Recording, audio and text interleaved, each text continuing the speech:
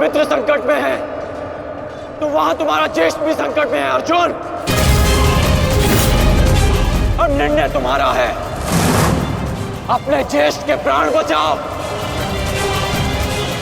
या उसके दम घुटने की प्रतीक्षा करो।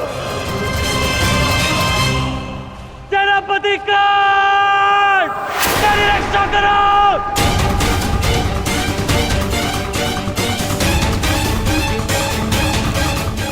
संभव।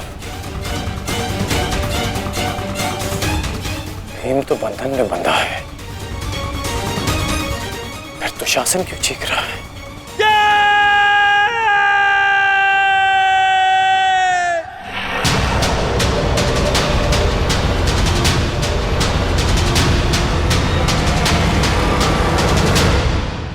तुम ये सोच रहे हो ना कर्ण कि विकोदर भीम तुम्हारी पाश से कैसे निकल गए? कदाचित तुम भूल रहे हो कि विकोदर भीम पवन पुत्र है और पवन को कौन रोक सकता है?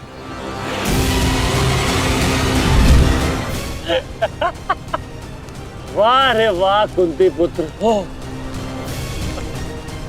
पवन पुत्र। बस इतना ही बल है तुमने। बुलाओ बुलाओ अपने भाइयों को यहाँ।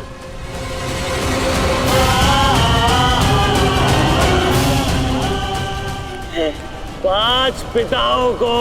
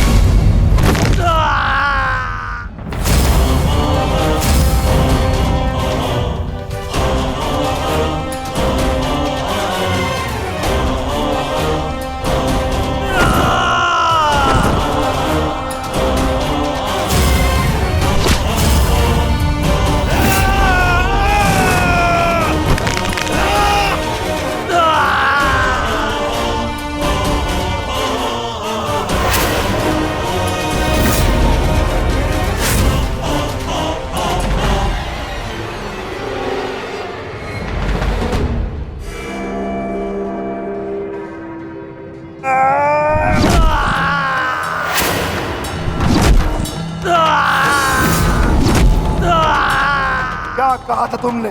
आज फिर से पांचाली का वस्त्रण करेगा।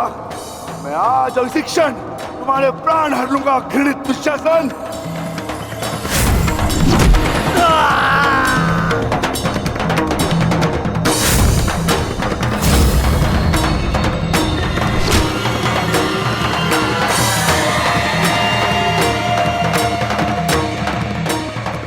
इसी भांति तुम पांचाली के केश पकड़कर युद्ध सभा में लाए थे ना?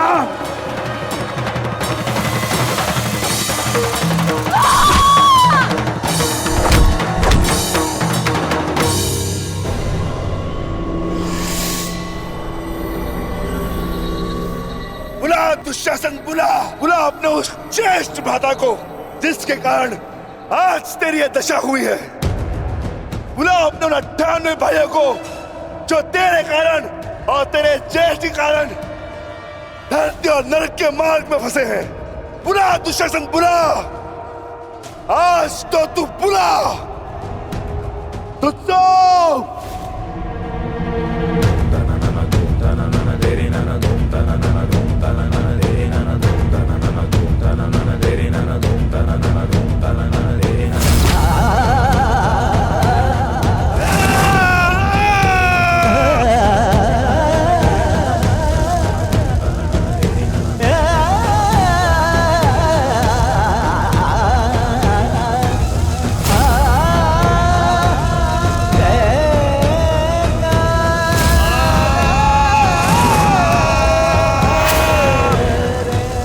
इसी भांति तुमने पांचाली के केश पकड़कर उसे घसीटा था ना? चल दुशासन।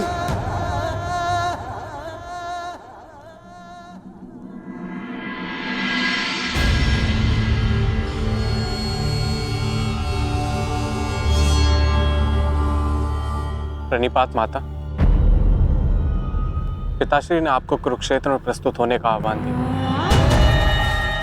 आशा करती हूँ वृकोदर, युद्ध समाप्त होने के पश्चात आपकी पत्नी पुनः अपने केश बांध सकेगी। मुझे विश्वास है पांचाली, इस आने वाले युद्ध में मैं वृकोदर भीम उस दुशासन की छाती फाड़कर उसके छाती के लहू से तुम्हारे केश सींच पाऊंगा।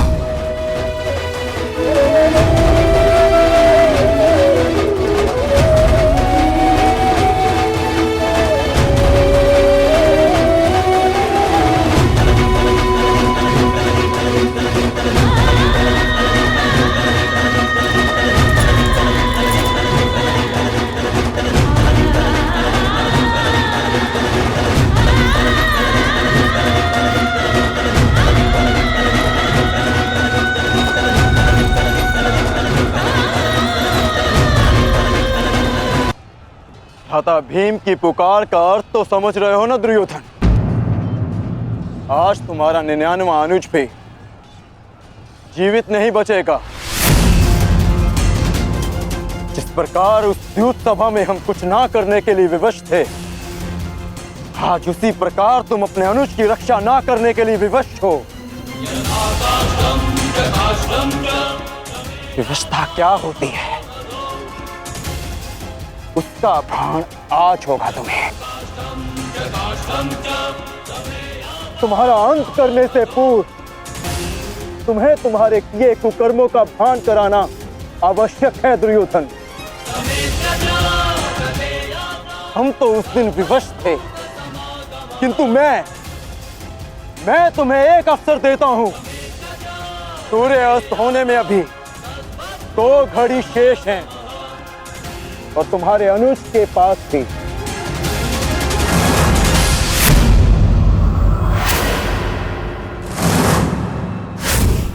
जाओ, बचा सकते हो तो बचा लो अपने अनुज को।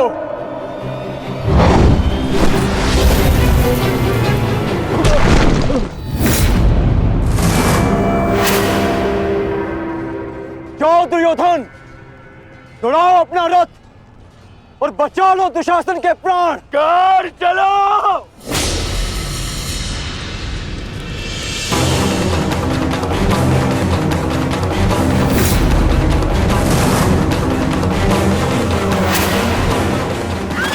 ध्यान रखना कौन, आज किसी के रथ का वेग राजा भीम के प्रहार से अधिक शक्तिशाली नहीं होगा।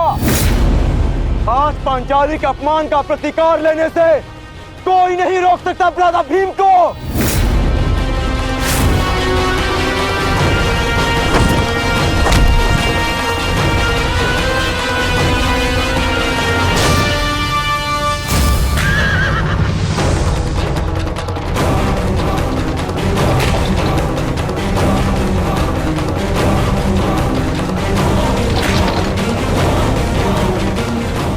शीघ्रता करो मित्र।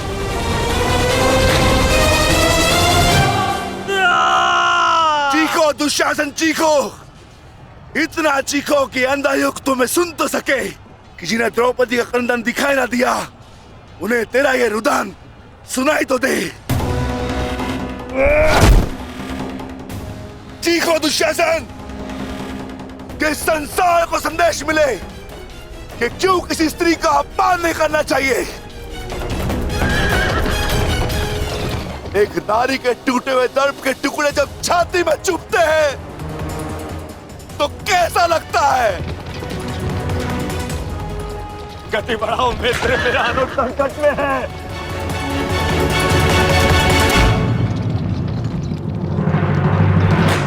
इस बाएं हाथ से तुमने द्रौपदी के केश पकड़े थे ना, स्मरण है ना नीच।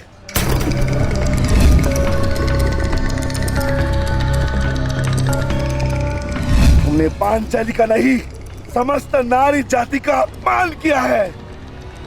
आपको तुम्हारे धड़ पर रहने का कोई अधिकार नहीं।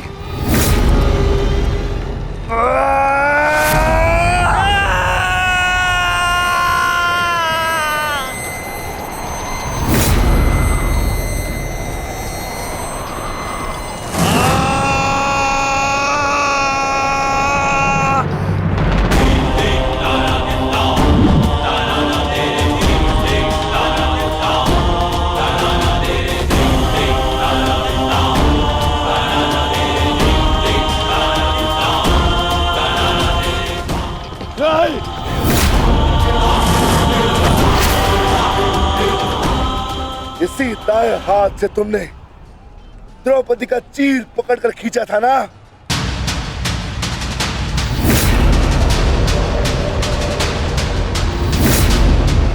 अब चीर क्या, तुम लीर भी नहीं खींच पाओगे।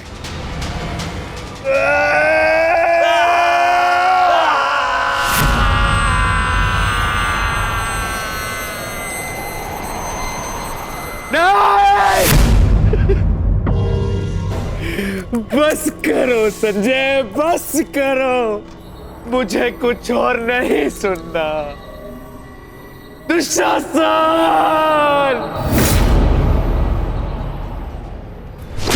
इसी छाती को पीट पीट कर तुमने पुरुषार्थ का ढोल पीटा था ना, अपने पुरुष होने का दम भरा था ना। अब मैं पीटता हूं तुम्हारी छाती।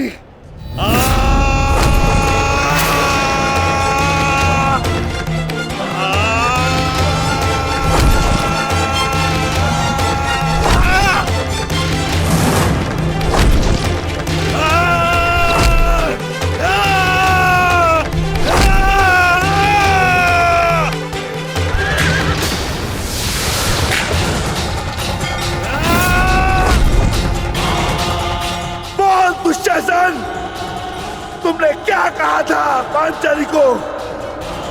बोल, तुमने क्या कहा था पांचाली को? वैश्या! बोल दुशासन, फिर से बोल।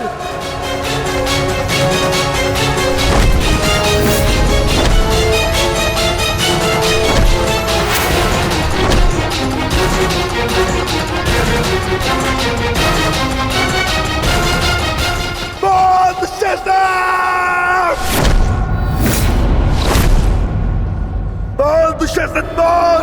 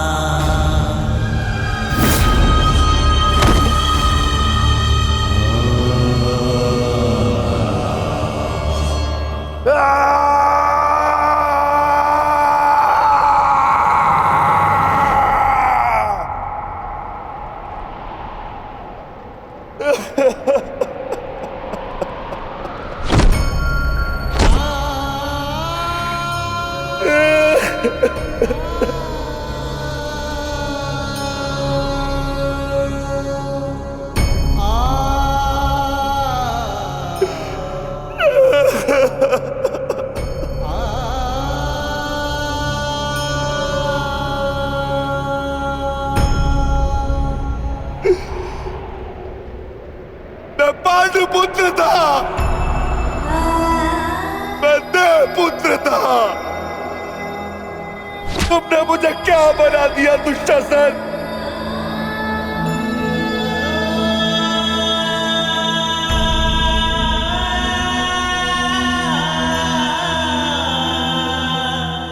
तुमने मुझे पशु बना दिया, तुमने मुझे एक राक्षस बना दिया।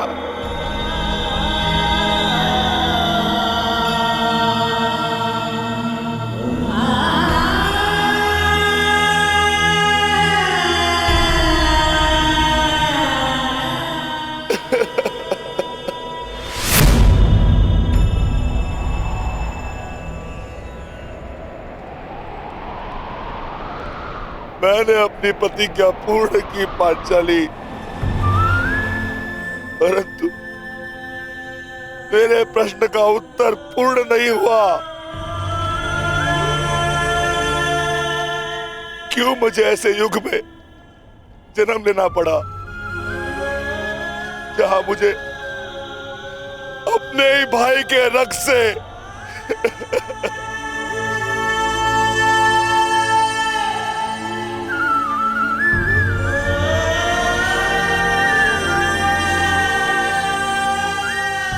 ऐसा क्यों हुआ पांचाली? ऐसा क्यों हुआ?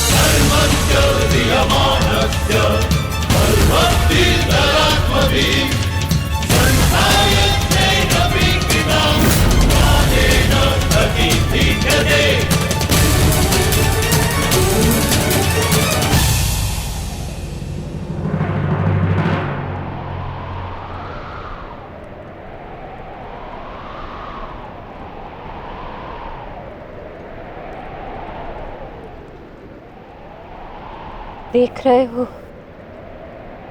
युवराज दुर्योधन,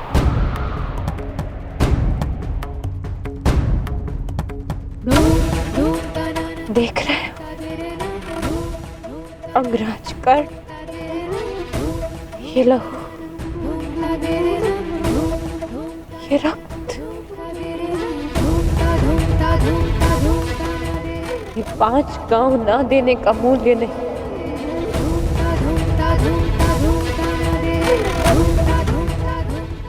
ये पंचभूत से बनी सृष्टि के सबसे बड़े सृजन, स्त्री के अपमान, उसे अपना देने का मूल्य।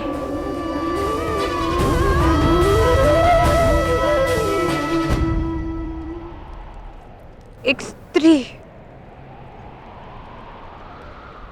एक माता, एक पत्नी का जब जब अपमान होगा,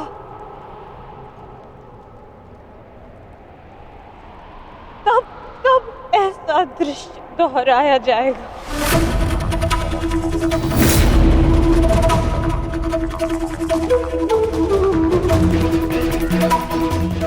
तब तब ऐसा दृश्य दोहराया जाएगा दुर्योधन।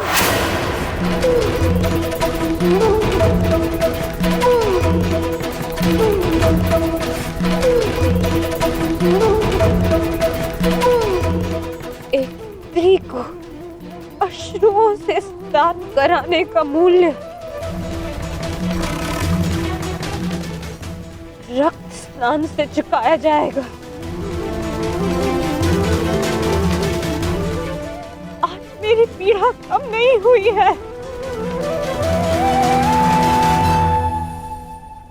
और बढ़ गई है।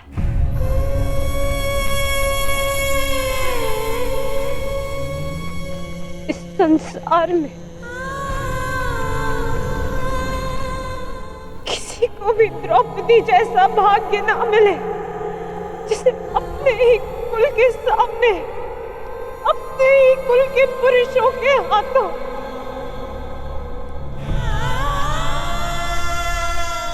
अपमान सहना पड़ा और अपने ही कुल के वंशजों के रक्त से स्नान करना पड़ा।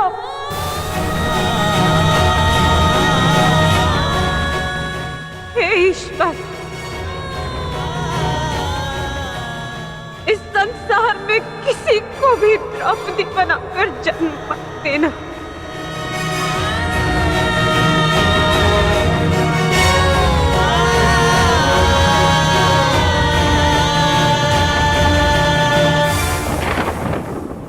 आपके लिए अपने प्राण देकर प्रसन्नता होगी मुझे, क्योंकि मेरे माता पिता ने आज तक मेरा मुख नहीं देखा, और मेरे लिए आप ही मेरे पिता और आप ही मेरी माता हैं। मेरा भाई, मेरा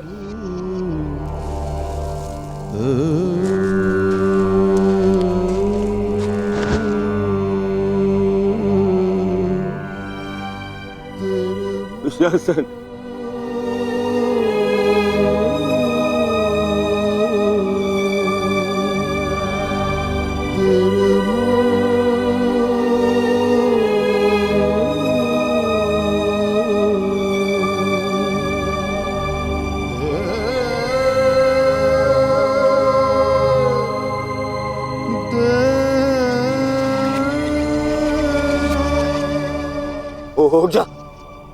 उठ जा देख, युद्ध समाप्त हो गया है।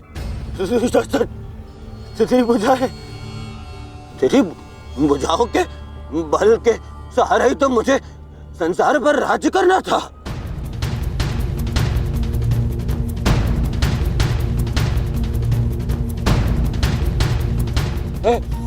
हे दुशासन, मेरा अनुज नहीं, तेरी आंखें का तू अनुज, मुझे यूं अंधकार में छोड़कर मत जा अनुज।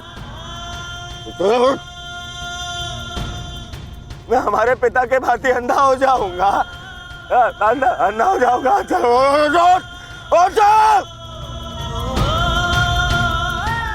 अरे अरे इसकी बुझाए क्या है? अरे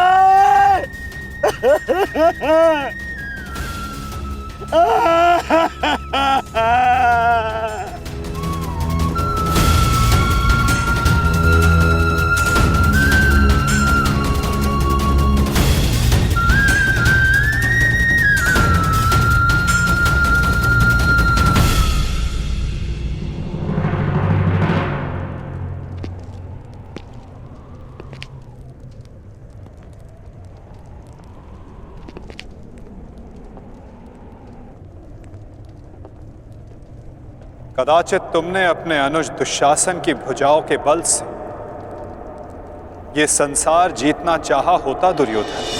नारायणं नमस्कृत्य नरं चैव तो आज सारा संसार तुम्हारा दास होता, किंतु नहीं, तुमने इसकी भुजाओं के बल से एक स्त्री का वस्त्र हरण करना चाहा दुर्योधन।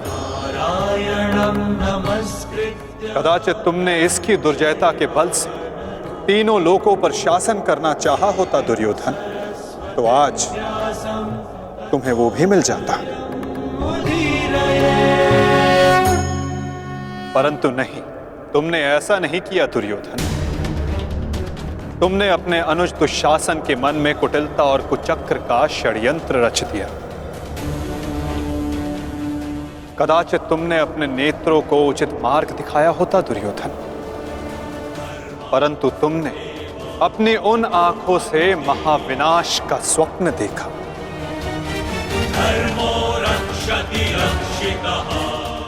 स्मरण रहे दुर्योधन, नियति, धरती और प्रकृति ये तीनों स्त्री हैं। और जब जब स्त्री का अपमान होगा, नियति पुरुष के विरुद्ध होगी। धरती उस अपमान का भार नहीं सहेगी और प्रकृति उसे नष्ट कर देगी।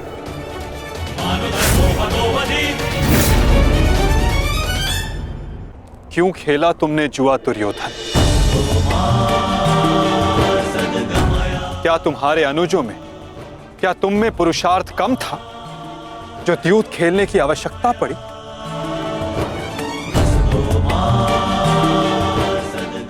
इसी द्यूत के कारण एक स्त्री पहले अपने ही अश्रों में नहाती है और अब अपनों के ही रक्त से।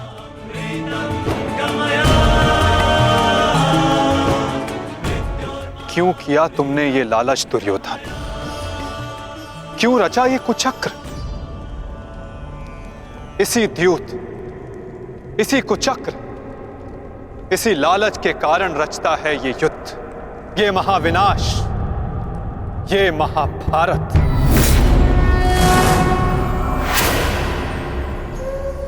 क्यों आज एक भ्राता को अपने ही अनुज के रक्त को पीना पड़ा और दूसरा आज स्वयं के रक्त में लथपथ है? स्मरण रहे, जो हाथ स्त्री की लाज, उसके मान के रक्षण के लिए, यदि वो हाथ स्त्री की लाज उतारने का दुस्साहस करेंगे, उसका मान भंग करने का दुस्साहस करेंगे, तो उन हाथों को धड़ से अलग कर दिया जाएगा।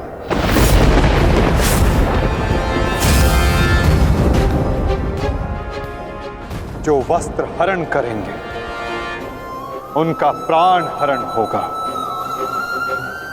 जब जब किसी की आंखें अनुचित होता देखना स्वीकार करेंगी, तब तब उन आंखों को बंद होना होगा।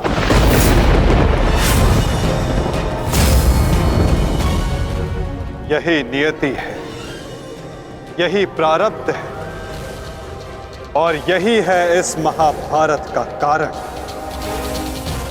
और निवारण।